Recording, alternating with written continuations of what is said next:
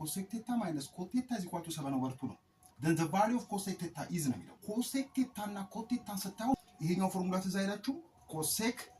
square theta minus cot square theta is equal to 1 ነው ይሄን ድራይቭ እንዴት እንደምናደርግ ታውቃላችሁ አይደል ይሄ በዚህኛው ማለት ነው sin square theta plus cos square theta is equal to 1 then over sin square theta ሳደርግ over እዚህ ጋርም sin square theta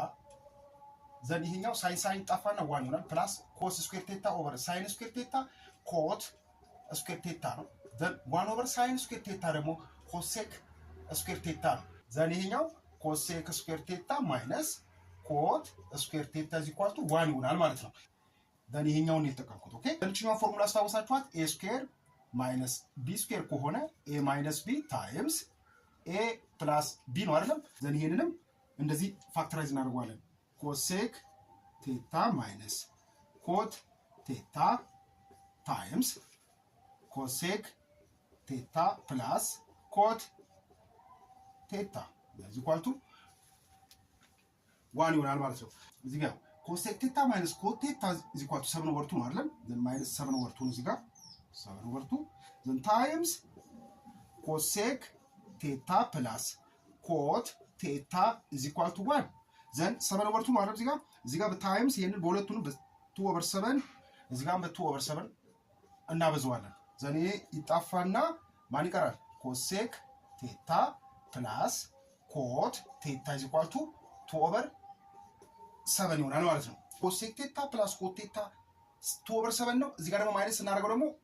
7/2 ነው አይደል then ሁለቱን እንደምራቸው ሁለቱን ስንደምራቸው ምን ይሆናል ማይነስ ነው cot theta እዚህ ጋር cot theta ፖዚቲቭ ነው ስለዚህ ይጣፋና cosec theta ብቻ ይቀራል ማለት ነው እንደዚህ ማለት ነው cosec theta minus cot theta plus cosec theta plus cot theta